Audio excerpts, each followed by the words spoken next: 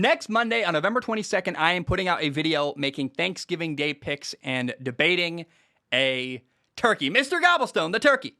It's all part of the Hisense Turkey Bowl. Hisense is sponsoring this video. They have the Hisense U6 ULED TV, the ultimate big game TV. It's fantastic. And thank you to Hisense. On Monday Night Football, the San Francisco 49ers beat the Rams 31-10. What? Yeah, the 49ers dominated. And right now, before we dive into this game even further, I want to play a clip, and frankly, I want to clown on myself. I cut it down a bit. It's 40 seconds long. It shows you where my expectations were going into this game. I think it's pretty funny. Take a listen. Monday Night Football, game number 8, the Rams at the 49ers. Here's the question. Will the Rams win, or will they blow out the 49ers? Like, will they just win, or will they win by like 30 points? Because I worry that 49ers coach Kyle Shanahan is actually going to get fired. He could actually get fired after this year. I'm like, the 49ers look bad every week. And I would be absolutely shocked if the Rams lost this game to the 49ers on Sunday. They got Von Miller. They got momentum. They're excited. There's a lot of energy in that organization. And Kyle Shanahan could use a win here over a really good Rams team on Monday night. Oh, my goodness, Zach. That was horrible. What? I got it so wrong. I just did not. I mean, this is why I love the NFL. When Alabama plays New Mexico State, and they did, by the way, on Saturday, there's no doubt who's going to win. In fact, in college football, they even have a special word for it. They call it an upset. It happens so rarely, it's a big event. Oh my gosh, this team upset that team. Have you watched the NFL this year? Every week, there's like 5 what college football would call upsets. That's the NFL. Anybody can beat anybody. You never know what's going to happen. You never really can. You think you know, and then you end up looking like me saying, if the Rams, the only way this game's going to play out is the Rams winning, and if they don't win, they might be a blowout. I did not see this coming at all, and that is why I absolutely love NFL football. There is no sport like the NFL. So the 49ers had a great day. The Rams did not, and I want to start by talking about the 49ers. They definitely earned the spotlight. The way they won this game is the way that the Rams went to a Super Bowl a couple years ago. They ran the ball 42 times for 155 yards in this game. I guess 44 for 156 if you count Jimmy Garoppolo scrambling. No, they ran the ball well and played really good defense. And that is a great recipe for success for the 49ers. The game plan on Monday night did not put very much trust in the 49ers quarterback, Jimmy Garoppolo. He was 15 for 19 with 182 yards passing, 2 touchdowns, and no interceptions. 0. That's a perfect day for Jimmy G. I mean, get the ball out of his hands very quickly. Do not expect too much of him. But a game plan like that, Jimmy G can execute that perfectly. Slants, intermediate routes, running the ball, heavy play action. It's a perfect game plan for Jimmy G. I think Kyle Shanahan, the 49ers head coach, feels a little bit limited by Jimmy Garoppolo. I mean, that's why they drafted Trey Lance to replace him, number 3 overall. But the reality is that if you don't ask for too much from Jimmy G, let him be a distributor, run the ball, play good defense, he can win, and he has won a lot in his career. That was the perfect Jimmy G game plan. 3rd and 13, do not throw the ball downfield. Try a screen pass to George Kittle, that kind of stuff where you're not asking Jimmy G to win you the game by himself. And when you don't do that, he often does actually win. So interesting stuff there. I'm curious how that plays out and how that influences the way the 49ers play the rest of the year. If they play that way, they could win a lot of games. Run the ball, play opportunistic defense, and just don't ask for too much from Jimmy Garoppolo, your quarterback. Now, I want to give a really big shout out to Deebo Samuel. He is listed as a wide receiver. Now, he's not really a wide receiver. I would call him an athlete. They put him out at wide receiver. They put him in the backfield at running back. The more ways you can find to get Deebo Samuel the ball, the better. He had 2 touchdowns against LA. He had 5 catches for 97 yards and a touchdown. He had a couple big catches on 3rd down. He had a massive 40-yard touchdown catch on 4th and 5. I love it. He ran the ball 5 times for 36 yards and another touchdown. He's not a running back. He's not a receiver. He's not a tight end. He's just kind of an athlete. And I love that. That is the direction the game is going. You will see in the next decade, the lines are blurring between tight end and receiver and running back. You're going to have guys who are just athletes. And in college, they even call them athletes. We're not there yet in the NFL, but you're going to have guys who move all over the field and do all kinds of stuff. Deebo Samuel is one of those guys who is just like, we don't care what position he's in. Let's just get him the ball, because the ball in Deebo Samuel's hands is a good thing. And he had a ton of yards, 2 touchdowns. Fantastic. Now the Rams. Oh, boy, the LA Rams. The Rams have been dominated 2 weeks in a row. They lost badly to Tennessee, and now they got dominated by the 49ers. It's not good. And I think the whole conversation, I'm not really here to, I don't buy into the argument that it was all Matthew Stafford's fault in Detroit. Like, look at the Lions now. They're 0-8-1. The Detroit Lions were never a good franchise that Matthew Stafford was holding back. That argument doesn't work for me. And I still don't blame Matthew Stafford for the lack of success while he was there in Detroit. But man, I have to acknowledge it. Like, it's getting interesting. There are people out there, Matthew Stafford doubters, who feel really good right now and are like, they're telling me, like, I told you so. I told you so. I told you Matthew Stafford was the problem for years in Detroit. And I'm like, hey, whoa, slow down. Slow down. When you talk that fast, you're probably crazy. I do it too, but fair enough. I just want to acknowledge that, because man, the more the Rams struggle, the louder that group of people gets. And I mean, here's a fun, again, I don't believe in this reality, this future, but hypotheticals are fun to me. Imagine if that is how the rest of the year goes for the Rams. They traded away their future. They got Matthew Stafford. They traded for Von Miller. They traded for Odell Beckham Jr. Like, actually, even funnier, let's throw Odell Beckham Jr. into the mix. Imagine if the Rams just are terrible the rest of the year. Right after they immediately traded for Odell Beckham Jr. Because the Rams now have 2 people, Odell and Matthew Stafford, who have gotten a reputation for, to some people, for not being good enough to allow their team to win. And I don't believe in the future that the Rams are going to be terrible the rest of the year.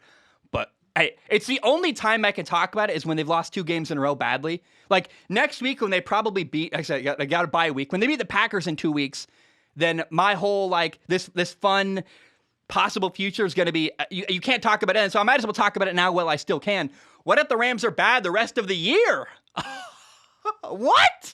That would be crazy and fun and interesting. And the Stafford doubters would get louder. The Odell haters would get louder. Wow. I don't think that's going to happen, but interesting stuff there.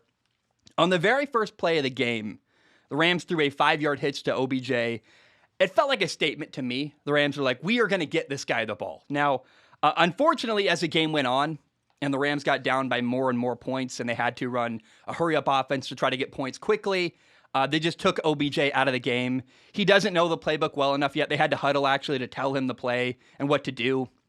It would have just slowed them down. I think, look, it's fine. They took him out. It's one game. Before we talk about the future of the Rams quarterback Matthew Stafford was 26 for 41 passing, 243 yards he had, 1 touchdown, and two interceptions. Interception number 1 was on a deep ball to OBJ. I'm really not sure what Stafford was thinking. Like, you know, even if Odell had kept running, which he slowed down, it didn't. I don't know what Stafford liked about that play, because OBJ was double covered. So I will never really understand. Like, he threw the ball nowhere near OBJ. It was just it was kind of, honestly, felt like a YOLO ball where he's like, he was forcing the ball to try to get it to Odell to make him be confident or make a statement. I don't know. It was weird, and he wasn't open. It made no sense. Now, the second interception, I just felt kind of bad for Matthew Stafford. It was a pick 6 on a screen pass where he threw the ball to Rams tight end Tyler Higbee.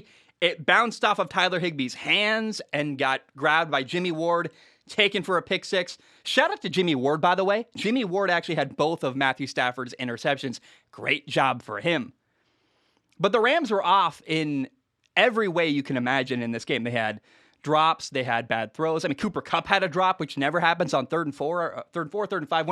A 3rd and short, he had a drop where the ball was a little behind him, but Cooper Kupp catches that. I watch it every week. He didn't do it here.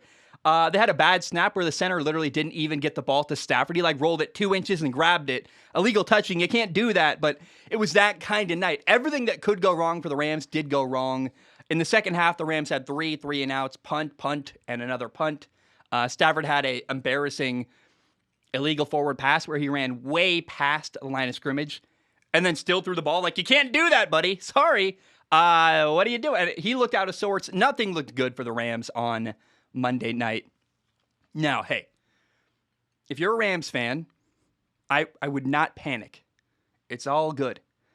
Here's the argument you can make. The Rams were adjusting. Robert Woods got hurt. You had receivers doing, you had receivers in roles that they aren't normally in. Odell is new. He's learning. Von Miller's new. He's not fully, I just felt like nothing was good yet. They're still figuring stuff out. And the Rams have a bye week next week. Time to adjust, time to prepare. In 2 weeks, they play the Green Bay Packers. That'll be fun and interesting. But I think that the bye week could not have come at a more perfect time for the Rams. They need it, and it will help the Rams all get on the same page. They need a bye week. They need some time to go to practice and say, OBJ, learn the playbook. Let's get on the same page. Let's make a plan. Van Jefferson, you're in a new role here. What's that going to look like for you? And I just think it's going to really help them get on the same page this bye week coming up for the Rams. Don't panic or give up on the year if you're a Rams fan. You've had 2 embarrassing losses in a row, but now you have downtime to adjust. Okay, I have four final notes about this game I want to share. The first 2 are short. The second 2, the third one's longer. It's fun. And the fourth one, we'll just get in. Number 1, the Rams ran a horrible fake field goal pass. There's not a lot to say here. It was just terrible. They were down 21-7. I thought they could use the field goal, some momentum there. And instead, the holder reverse pivots, tries to throw the ball. He did complete the pass, but it was for a 3-yard gain on 4th and whatever. It didn't do what they needed. And there's not a lot to say there. It was just a terrible fake field goal pass. Now, number 2, K'Wan Williams had a crazy interception. Now, it got called back for because he got called for pass interference. So it didn't count. But K'Wan Williams caught the ball with his butt. There's no other way to say it. And I could have said it way more raunchy than that. Look it up on YouTube, whether it counted or not. It's a great catch. To catch the ball, securing it in your private areas, man. Oh my gosh. What a great catch. I mean, again, didn't count, but an all-time great catch. Didn't really hurt anybody.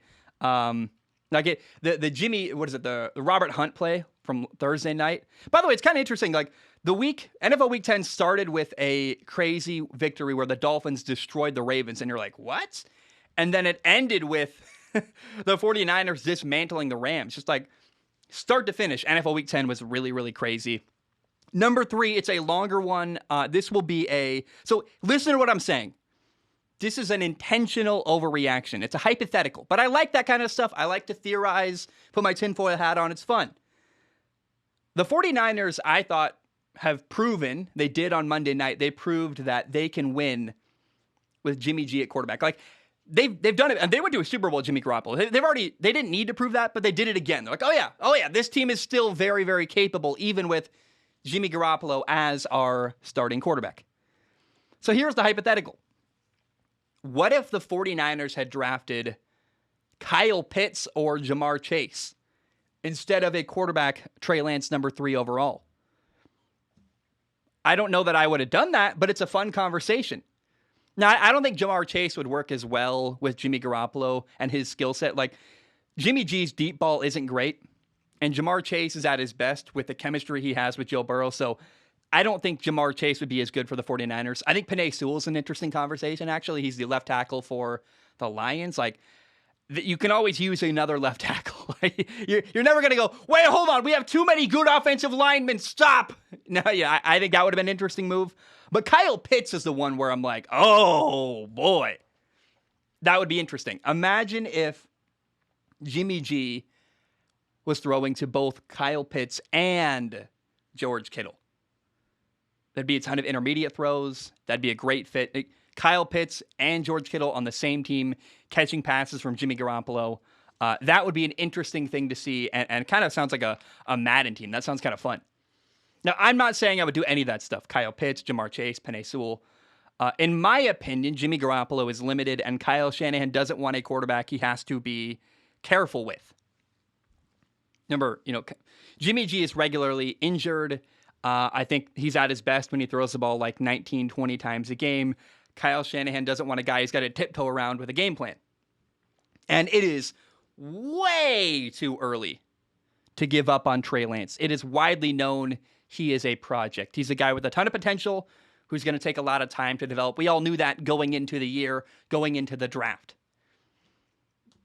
But I can't help but wonder, what is the future for Trey Lance? Is it the Rodgers route? Aaron Rodgers sat on the bench for 3 years. And he, by the time Rodgers became the starting quarterback in Green Bay, his throwing motion was totally different. And I could see a reality where Trey Lance goes, I need to tweak my throwing motion. Maybe, instead of holding the ball this way, which is like pointing straight out, and a lot more sidearm where it gets batted a lot, he might make changes there. Patrick Mahomes sat out for a year behind Alex Smith. Alex Smith was a good, competent quarterback who had limitations, and Kansas City said, after 1 year, we're moving on. Maybe Jimmy Garoppolo is Alex Smith here. Jimmy Garoppolo is the limited quarterback that this talented young guy sitting behind learning from, and next year he'll take over. I don't know. I don't know when Trey Lance is going to play, but it's interesting to me. Like, will he tweak his throwing motion? Was he even the right pick? Will he be good? How hungry is Trey Lance right now? Is he working really hard to become the next franchise quarterback of the 49ers? Meanwhile, by the way, Mac Jones is lighting it up for the Patriots. He was like, I think it was the 15th pick, I believe. Mid-round, first-round pick, Mac Jones, rookie quarterback, who has been fantastic, and you got Trey Lance not playing. Again, we all knew it would take time, but these are interesting questions that I have to ask. And in time, they will all be answered. Is basically the real question here, and the biggest one is, was Trey Lance the right pick with the number 3 overall pick in the 2021 NFL draft? We will find out in time. Okay, note number 4, the final one. I have heartbreaking news. I gave up on Peyton and Eli. I just stopped watching their Monday Night Football broadcast anymore. I'm not doing it. They are not giving me what I want. I do not want guests. I don't care what Jon Stewart or Phil Mickelson think of football. I don't. Hey, you know what I want? How about this? Here's a crazy thought. Imagine if it was Peyton Manning and Eli Manning talking over Monday Night Football about football. Oh, too bad we don't get that. We have Draymond Green. I love Draymond Green. I don't care what Draymond Green thinks about football. I want Peyton and Eli talking about the game, and it happens sometimes. I bet the Phillip Rivers segment was good, but it's not happening enough for me to keep investing my time and sitting there watching boring conversation. So I started the game on Monday Night Football 2 hours late. I watched the regular ESPN broadcast. I fast-forwarded through the commercials. I recorded it. I fast-forwarded through the bad commentary on Monday Night Football. I basically just watched only the plays and I watched replays because I like doing that, but I don't, man, it sucked, but it's true. And I've given up on watching Peyton and Eli. Unfortunately, I didn't want to. I wanted that to be awesome, but they're not giving me what I want. They're not regularly enough talking about football. If Peyton and Eli want to interview people, that's fantastic. Do it somewhere else. Don't do it over the top of Monday Night Football. I want to watch the game and hear Peyton and Eli talk about the game. That's what, when Russell Wilson was on and they're breaking down coverage, that's fantastic, but it doesn't happen enough for me. And so I pulled the plug. I'm a very quick, if you're not giving me what I want, I move on. And Peyton and Eli's broadcast of Monday Night Football was not giving me at all. A little bit, but 75, 80, 90% of the time even, I wasn't getting what I wanted from that. So I've moved on and decided a couple small good moments of Phillip Rivers aren't worth watching an entire game with them talk about mostly stuff that's not related to football.